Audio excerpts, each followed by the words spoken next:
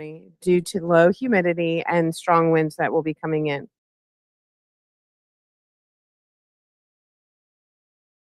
Extension. This ban is on all open burning of yard waste, debris, and land clearing burns. Fires in pits, barbecue grills, cooking fires, warming fires, or chimneys and outdoor stoves smaller than 3 feet in diameter are not included in this ban. It's never legal to burn anything other than naturally occurring vegetation, and open burning is never permitted within municipal or town limits. This ban does not affect the North Carolina Forest Service jurisdiction that begins at 100 feet from structures. Please refer those questions on permitting and jurisdiction to the North Carolina Forest Service at 828-667-5211. We also have a code purple in effect right now, and that provides emergency overflow shelter to people experiencing homelessness during extremely cold weather at or below 32 degrees, including wind chill, or 33 to 40 degrees when we have precipitation. During Code Purple, participating shelters will provide more beds with fewer requirements than their typical programming. As a way to help those passing by know that a Code Purple has been activated, the lights inside the Registry of Deeds office at 205 College Street and the HHS building at 40 Cox Avenue will shine purple on those nights. The Code Purple locations are ABCCM, and that's for single men, ABCCM's Transformation Village for single women and women with children, and then Safe Shelter, which is for families, but a referral is required. Folks can get there using free ART bus transit. And just yesterday, the city announced that there's free Wi-Fi on ART. ABCCM shuttle picks up at Crisis Ministry, which is at 24 Cumberland Avenue at 4 p.m. And our community paramedics, the Asheville Fire Department team, and Mission Hospital can also assist with transportation for those who can't access bus services. And finally, before we get started, I know I got mine yesterday, but FCC Environmental started sending out bills to customers last week. This bill covers services from January through March. Please look for your statement and reach out to FCC Environmental if you have any questions. And their phone number is 828-820-7022. Again, FCC Environmental's phone number is 828-820-7022. Today, we're joined by lots of great speakers with really important updates. Eric Kreger, our interim property assessor, will share details about the new property reappraisal date of January 2026. The Small Business Administration is here with updates on grant deadlines. Arts AVL is here to provide updates on their business relief grants. And the City of Asheville is also here with updates from Deborah Campbell and Clay Chandler. I got out of practice saying that name. But first, we will hear from our county manager, Avril Pender.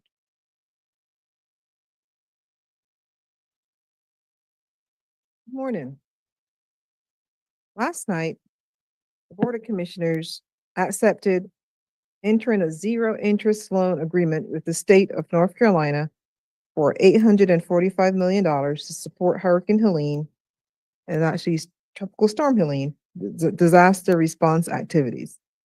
This amount is based on projects that the county has submitted to the North Carolina Division of Emergency Management and the Federal Emergency Management Agency for public assistance as of February 14, 2025. Our board also adopted its legislative agenda, which is basically what they've tasked our lobbyists in Raleigh to focus on during this legislative session. The three top priorities are allocation of recovery funds directly to local governments to assist with stabilization of local government revenues, law enforcement, and public safety funding, and other ongoing recovery efforts. Number two was primary permanent housing, solutions for residents displaced by Tropical Storm Helene, and three, support for the Emergency Watershed Protection Program. You can see the entire legislative agenda by going to www.buncombecounty.org. On Monday, earlier this week, we hosted the last of our 4 resources for recovery events at Owen High School. Over the course of the last few weeks, we welcome over 400 residents who got connected with resources including FEMA, American Red Cross, disaster case management, small business administration, as well as county and nonprofit resources and even meals to take home.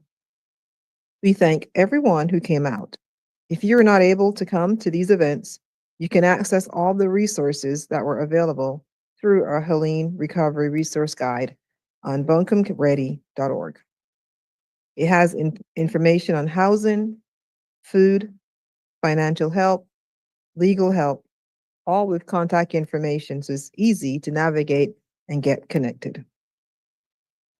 If you are in need of recovery resources and still need to apply for programs, there are a lot of important information and Helene Aid deadlines coming up. FEMA applications are still being accepted through Saturday, March 8th. You can visit FEMA in person at the Weaverville Town Hall or Fairview Public Library, open Monday through Friday from 8 a.m. to 6 p.m. and on Saturday from 9 a.m. to 2 p.m. You can also apply to disasterassistance.gov or call 800-621-3362. Monday, March 10th is the deadline for disaster unemployment assistance. This program is open to Buncombe County residents who lost work due to the storm, including business owners. You can apply at des.nc.gov. The last day to apply for free debris removal through the private property debris removal is April 15th. This program allows crews to enter your property and remove or demolish storm-related debris at no cost. The fastest way to complete your application is by doing so in person at the Fairview Public Library. That's open Monday through Friday, 8 a.m. to 6 p.m., or on Saturdays from 9 a.m. to 2 p.m. You can also apply online at buncomeready.org or call 828-250-6100. Good news, the U.S. Small Business Administration is extended the physical damage loan deadline for disaster declarations affected by the 2024 federal funding lapse. The new deadline to apply is April 27th, and we will hear more about that from them shortly. If you need support with FEMA, disaster unemployment assistance, food access, transportation, or other recovery needs, the North Carolina Emergency Services Disaster Case Management Program is here to help. One of the best parts of this program is that you'll be matched with a dedicated case manager who will be your personal guide throughout the recovery process. They recently shared with us that a hotel worker who was enrolled in disaster case management did not realize that disaster unemployment assistance was an option for them until they spoke with their case manager. They were able to successfully apply for assistance. So in general, participants really appreciate that someone is taking the time to contact them and walk beside them throughout the process of recovery. To apply, call 844-746-2326 or complete the intake form at buncomeready.org. Help is available in any language, including Cherokee. This past weekend was a deadline for residents to move their debris to the public right-of-way to guarantee it will be picked up. If you missed this deadline, don't worry.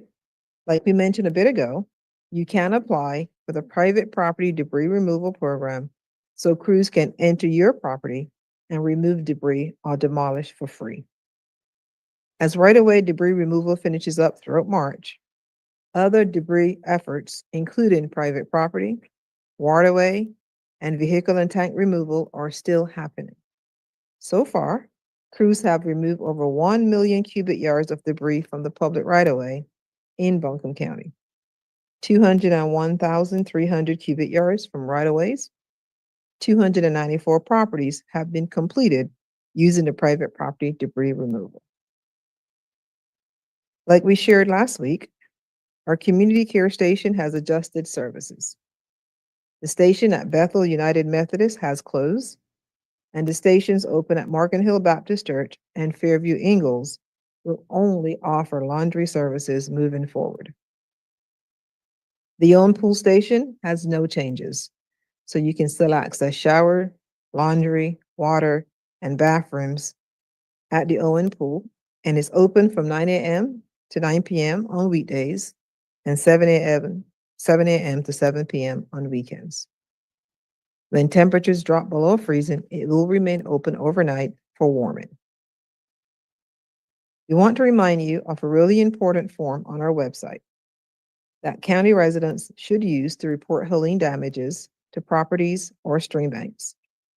If you head to buncombeready.org, there is a link to report damages at the very top of the page. We receive over 1,500 damage reports through this form, and it has been instrumental in helping us secure additional funding and resources from state and federal partners and conduct damage inspections for safety and access. These efforts have already led to the state committing to launch a program that helps repair private bridges and roads. Through this form, we would also evaluate if you are eligible for the Emergency Watershed Protection Program through the USDA. It assists with debris-clogged waterways, floodplains, and unstable stream banks. Go to buncombeready.org to fill out the Buncombe County Property Damage Form, or call our call center at 828-250-6100 to get connected to that program.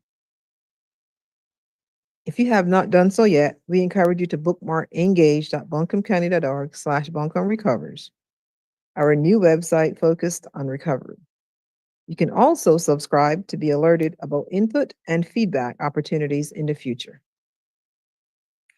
And finally, we're hearing that some individuals who lost their vehicles to the storm are having difficulty getting new registrations to provide to their insurance companies.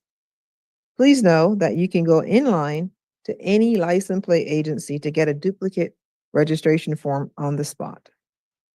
A duplicate registration card can also be ordered online at payments.ncdot.gov. That is payments.ncdot.gov.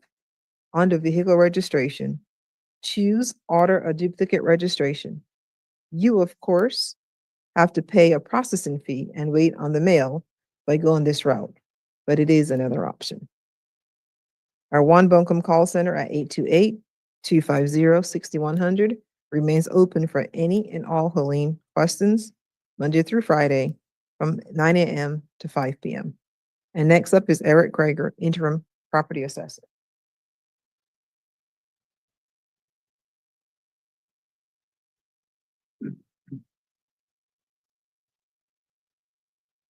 Good morning. I'm Eric Krager, Interim Property Assessor. Thank you for having me. I want to let folks know that some property owners in Buncombe County can expect to receive their notice of value for tax year of 2025. Notably, for business personal property, rental personal property, and real property owners whose property has been changed. That includes properties that have sustained structural damage from tropical storm Helene and have not yet been repaired. Buildings that remain damaged or destroyed as of January 1, 2025 have been reappraised for 2025. These notices are scheduled to be in the mail starting March the 10th. This new process supports our continued effort to better serve property and business owners and giving them advance notice of their assessments before tax bills are mailed in August. This is a slightly different procedure than in the past in previous years when your property tax bill would serve as your notice of value. I want to make sure people know these notices are not bills and that business and property owners who disagree with their assessment should submit an appeal within 30 days of the notice date. Once the appeal period expires, the value will become final. If you agree with the new value, you do not need to do anything. There is a fillable appeal form for business owners available online at buncombecounty.org/business listing. Click on the personal property appeal button And then your appeal may be submitted via email at businesslisting@buncombecounty.org or by mail. All real estate property owners can start an appeal online at tax.buncombecounty.org. Type in your address to start the appeal. You'll see your property record and more. If you have any questions, you can call us at 828-250-4940 or email at realestate.questions@buncombecounty.org. And lastly, I want to tell everyone the assessment office is moving to 182 College Street on March the 20th. Please keep this in mind when you're planning a visit or sending mail. Thank you.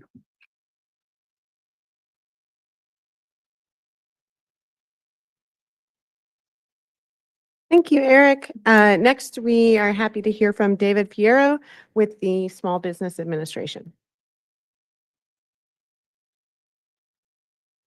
Thank you. Happy to be here this morning.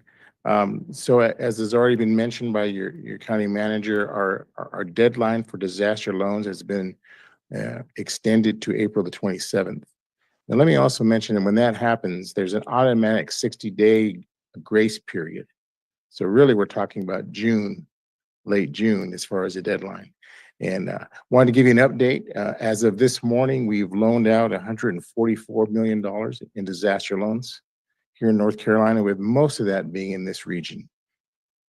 Now, our loans are designed to help businesses, small businesses, nonprofits, homeowners, and renters. A lot of people are surprised to learn that we actually work with renters as well on their SBA loans.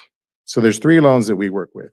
There's the physical damage loans, and that's for repairs and replacement of physical assets. There's the economic injury disaster loans, and that's where a business has suffered because of the disaster, but it's not physical. Maybe it's employees, maybe it's their operating equipment, and so forth. So those expenses are also available to receive a loan. And then there's also a mitigation loan, and this is where someone who has an SBA loan can actually loan an amount to do some things on their property to mitigate future storms, whether they're raising things, whether they're putting in some other protections for their property. Now, our interest rates are very competitive, as low as 4% for businesses, 3.25 for nonprofits, and 2.813 for homeowners and renters. So it's kind of hard to beat the rates that are available for the folks seeking loans in this disaster. Now, if someone's interested in an SBA loan, they can go to our website, sba.gov/disaster, or they can phone our customer service center at 800-659-2955. And again, the deadline is April 27th. Let me just mention very briefly, the loan caps are up to $2 million for businesses, up to $2 million for the economic injury loans, $500,000 for home disaster loans, and up to $100,000 to repair or replace personal property, and that would apply to renters as well. And be happy to answer any questions when we get to the question and answer. Thank you.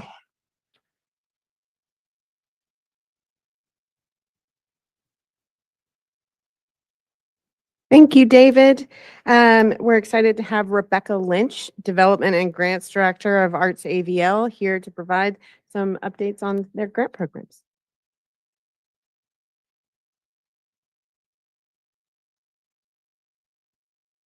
Thank you.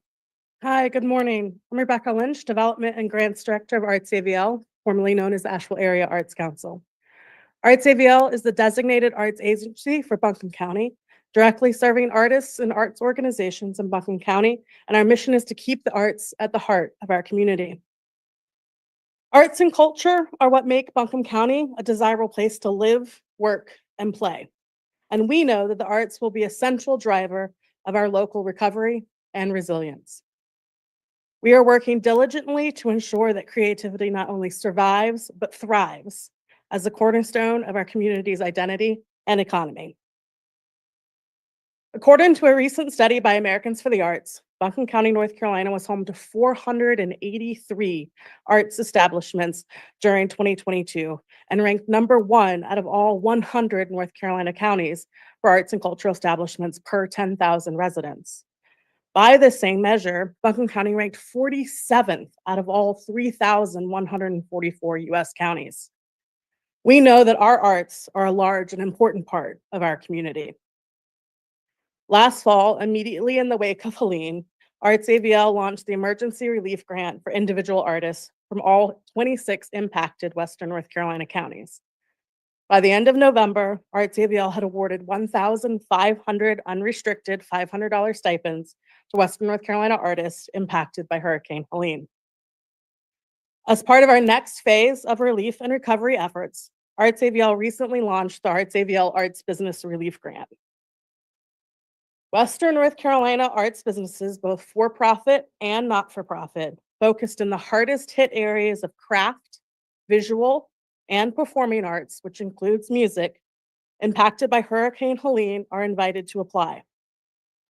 Businesses must have been producing quality arts programming or products for at least 2 consecutive years, have an operating budget of at least $20,000 annually, be physically located in one of the following counties: Alexander, Allegheny, Ashe, Avery, Buncombe, Burke, Caldwell, Catawba, Clay, Cleveland, Gaston, Haywood, Henderson, Jackson, Lincoln, Macon, Madison, McDowell, Mitchell, Polk, Rutherford, Swain, Transylvania, Watauga, Wilkes, and Yancey. Grants of up to $5,000 will be awarded based on the budget size of the business and the revenue losses caused by Helene. Recipients may use this grant to fund salaries, artist fees, production, promotion, programming expenses, supplies and equipment, office and facility operation.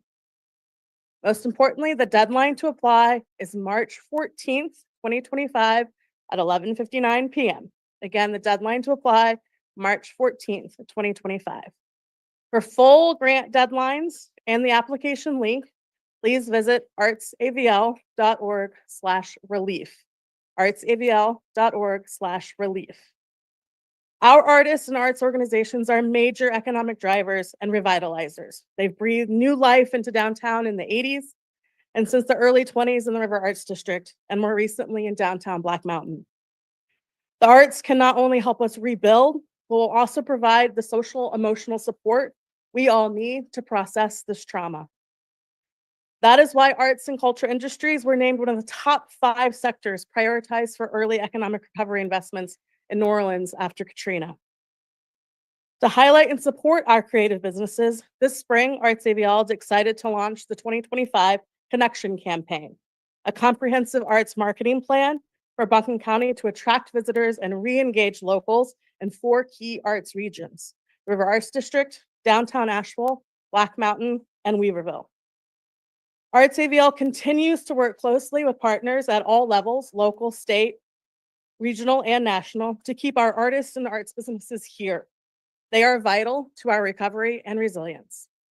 Last week, Arts AVL was joined by the staff from the National Endowment for the Arts, North Carolina Arts Council, Arts MC, as well as members of the Economic Development Administration and Small Business Administration for a series of arts recovery meetings in Buncombe, Mitchell, and Madison counties. In addition, Arts AVL has completed a number of local and regional assessments and continues to advocate on behalf of the arts sector for short and long-term recovery. You can find more information on recent assessments at artsavl.org/reports. Thank you again to Buncombe County for inviting me to speak today and for everyone working on behalf of our community. Thank you.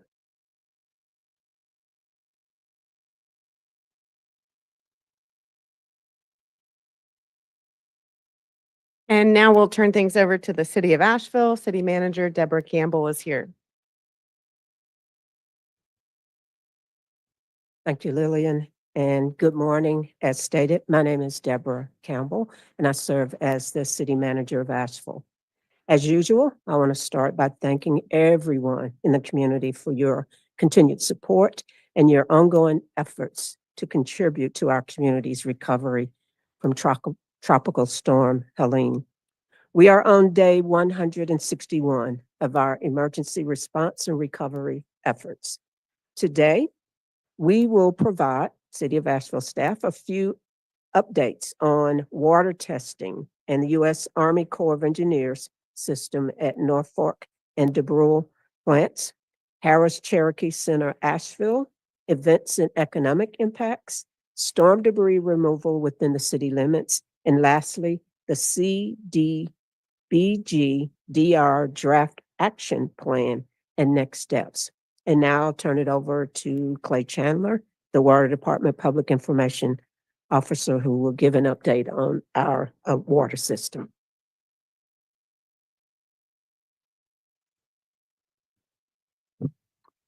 Thank you, Ms. Campbell.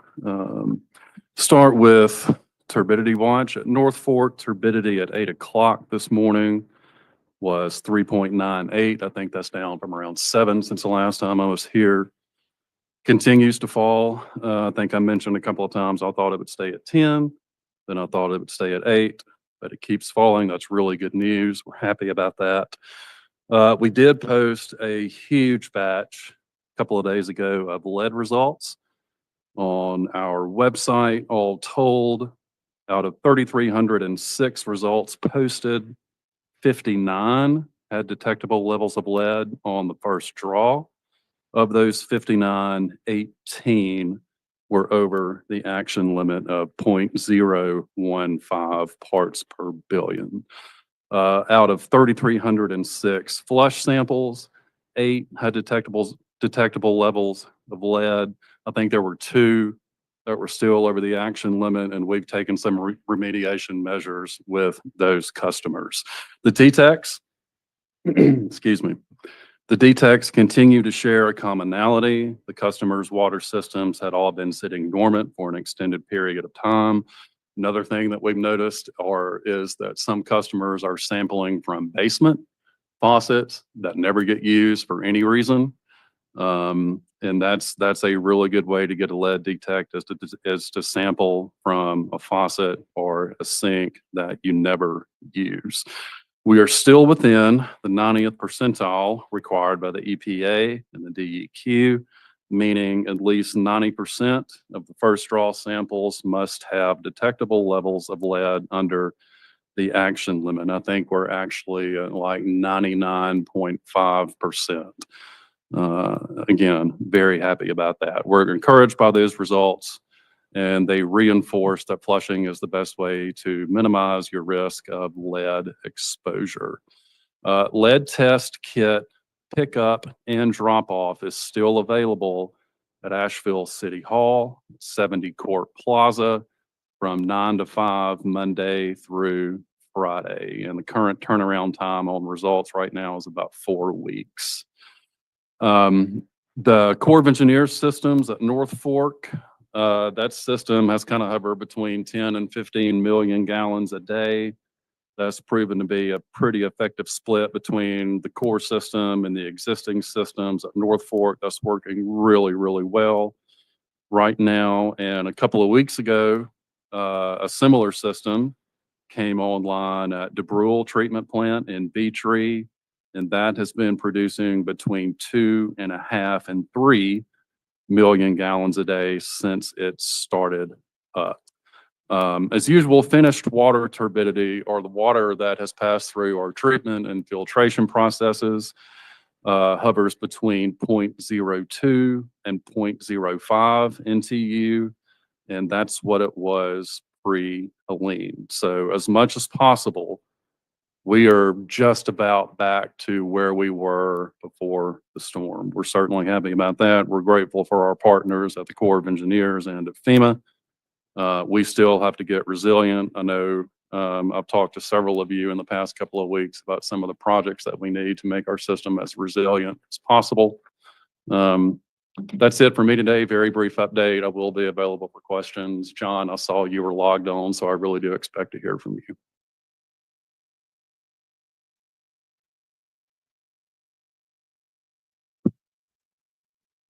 Thank you, Clay.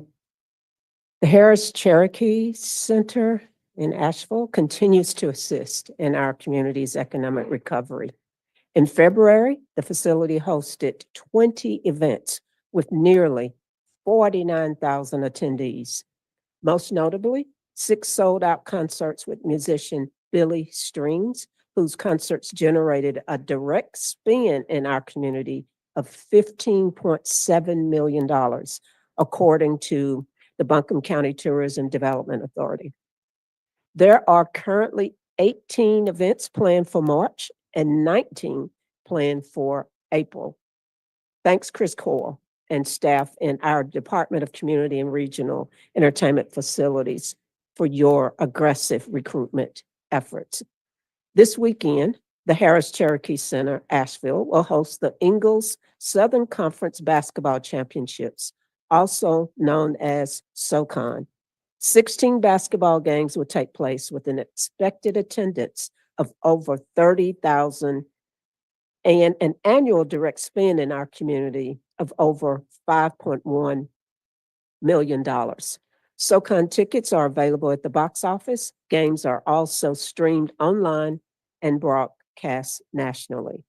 More information on SoCon can be found at www.soconhoops.com. Now an update on storm debris removal. 622,169 cubic yards of storm debris and nearly 96,000 tons of mud and silt have been collected across Asheville. 133,907 cubic yards have been collected from the waterways within the city limits of Asheville, and 116 private properties within the city have been cleared of debris through the private property debris removal program. Contractors are conducting a final sweep to collect remaining storm debris from the right-of-way. Crews will not collect any debris in the right-of-way after this final pass. The anticipated completion of this final right-of-way pass is April the 1st. As a reminder, debris removal efforts within local waterways and through the private property debris removal program will continue, even though right-of-way collection is wrapping up. As our community is aware, our water supply systems at the Bee Tree and Norfolk reservoirs experienced extensive tree loss and multiple landslides. The city has conducted drone surveys to assess damage. Additionally, the U.S. Army Corps of Engineers performed sonar surveys to identify debris in water reservoirs, and the National Guard is currently conducting on-foot assessments to document and locate debris. The city has formally requested FEMA assistance for debris removal within these watersheds. Removing storm debris in our reservoir watersheds is critical to reducing wildfire risk and protecting Asheville's water supply system. All removal efforts will be conducted with care to preserve the sensitive ecosystem. We are pleased to see this steady progress and remain grateful to the U.S. Army Corps of Engineers and debris removal contractor, Ashbridge. We ask that residents give them plenty of room as they conduct their work, and to please avoid closed riverfront parks and greenways for your safety and so that they can focus their efforts on the work at hand without the additional worry of the safety of unauthorized persons on site. Regular updates on storm debris collection can be found at www.ashevillerecovers.org. And lastly, CDBG DR grant. After a series of public meetings in February, city staff used public input to inform the CDBG DR draft action plan, which is now available to read on ashevillerecovers.org. We invite the public to provide comments and feedback on the draft action plan. The open comment period will run from March the 4th to April the 3rd. This feedback will further shape the final action plan. You can find a link to submit feedback on the plan at the CDBG DR webpage on www.ashevillerecovers.org. There will also be 3 public feedback sessions in March where residents can provide comments. Each session will focus on one of the three categories of the program, those being housing, economic revitalization, and infrastructure. These sessions will take place on the following days. For housing, the session will be on March 19th at the Harris Cherokee Center, Asheville, in the banquet hall from 6 to 8 p.m. For economic revitalization, the session will be on March 24th at the Radical Hotel, Golden Hour Restaurant from 10 a.m. to 12 p.m. For infrastructure, the session will be on March the 26th at the Ferguson Auditorium at AB Tech from 10 a.m. to 12 p.m. Information for these meetings and a link to register are available on ashevillerecovers.org. In closing, I'd like to extend my continued thanks to the mayor and city council, all of our dedicated City of Asheville employees, our other partners in the county, state, and federal government, as well as our private and nonprofit partners who continue to work tirelessly on recovery efforts. I'll now turn it back over to Lillian.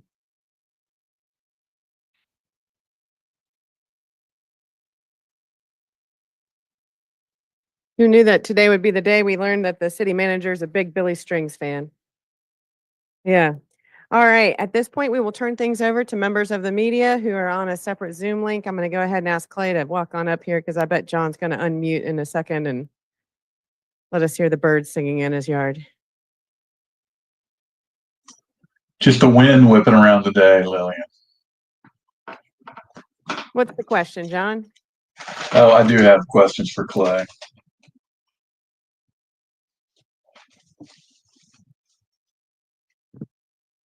Good morning, John. Hey, good morning, Clay. Hey, on DeBrule with that system, the Army Corps system, is that essentially the exact same system that y'all got at North Fork? It is. It's the DAF units. The only difference is that system's a lot smaller. At North Fork, we have 13 of those units. At DeBrule, we have 3. And that's Okay. simply a function of the size of the reservoir. Yeah. DeBrule was about 500 million gallons of water, and North Fork is about 6 billion gallons. So big difference in size. Right. And and you may have mentioned this, I don't think you did. What's the turbidity at DeBrule now? Let's see, I looked at DeBrule turbidity yesterday and it was like 6.8, which is way lower than what it was. Now the difference there is it's a lot different style. It's a lot thicker. It's still very sludgy and kind of muddy at DeBrule, whereas at North Fork it's that really fine silt. Mm-hmm. Okay. And then I know this was a couple months ago now, but y'all were hoping to keep these systems in place. What's the latest on that? Do you want to keep these both in place? We still hope to keep the systems in place until we can get our filters upgraded to the point where they can treat turbid water. That is not 100% our decision, but we're going to make the case as strongly as we can to keep these systems in place until those filters are upgraded. And will that include the curtains that are at North Fork? I would say the curtains are going to live at North Fork for the foreseeable future. Yeah. Okay. All right. Those were my questions. Thank you.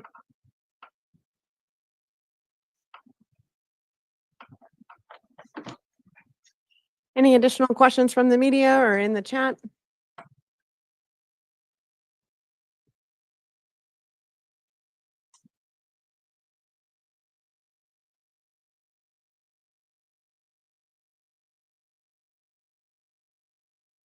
As we close things out, we'll thank everyone for joining us here every week. And thanks again to the hundreds of y'all who turned out at our Helene Recovery Resource Series. It was great to be able to meet you and talk with you at those events and to help connect to disaster case management and the other services that we had available. The Small Business Administration was great.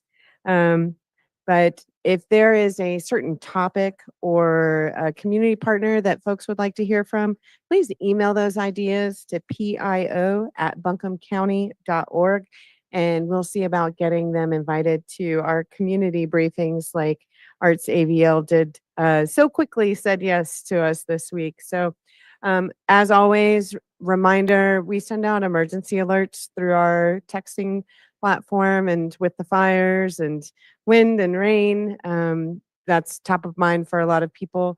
Text BC alert to 99411 to get added to that text alert or email alerts so that we can let you know when we are preparing for inclement weather and also other positive events happening in the organization.